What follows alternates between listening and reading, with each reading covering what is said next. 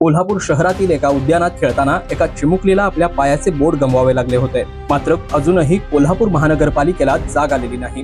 कोल्हापूर शहरातील महानगरपालिकेच्या अनेक गजबजलेल्या उद्यानांमधील लहान मुलांची खेळणी मोडलेल्या अवस्थेत आहेत।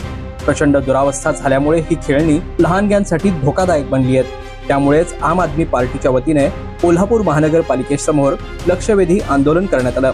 यावेळी उद्यानातील लहान मुलांची खेळणी प्रतिकात्मक स्वरूपात महापालिकेसमोर रस्त्यावर मांडून या समस्येकडे प्रशासनाचे लक्ष वेधण्यात आले। तसेच या प्रतिकात्मक आंदोलनात लहान मुलांना त्या खेळण्यांवर बसवून महापालिकेचा निषेध व्यक्त करण्यात आला। यावेळी प्रशासनाविरोधात जोरदार घोषणाबाजी करत महापालिका परिसर दणाणून सोडण्यात आला।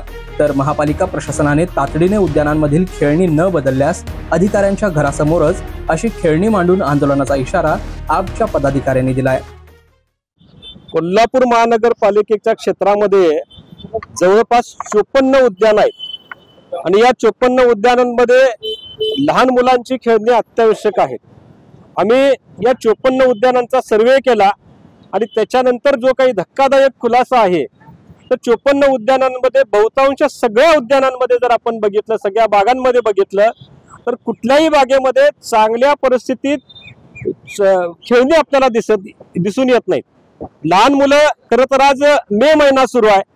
मे महिन्यामध्ये मोठ्या प्रमाणामध्ये मुलं कोल्हापुरात मामाकडे येतात, आजीकडे येतात आणि मग संध्याकाळच्या वेळेला सकाळच्या वेळेला बागेमध्ये जेव्हा खेळायला जातात त्यावेळी असं दिसून येते की खास करून रंकाळ्याच्या बागेत, रंकाळ्याच्या उद्यानामध्ये जे काही घसरगुंडी आहे, जो वॉकवे आहे त्याला मोठमोठे होलं पडले आहेत, मोठमोठे भगदाडे पडलेले आहेत। महानगरपालिकेच्या कुठल्याच बागेत खेळणी सुस्थितीत नाही आहेत आणि या सगळ्या गोष्टीकडे आम्ही सातत्याने मार्च एप्रिलच्या महिन्याच्या पूर्वीपासून आम्ही महानगरपालिकेकडे आम्ही निवेदन देतोय, त्यांच्याशी चर्चा करतोय।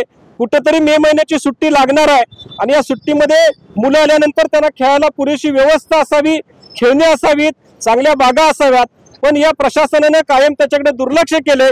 म्हणून नाईलाजाने आज कुठेतरी त्या महानगरपालिकेच्या दारात खेळणी मांडून कुठेतरी प्रशासनाला आम्ही जागा करायचा प्रयत्न करतोय।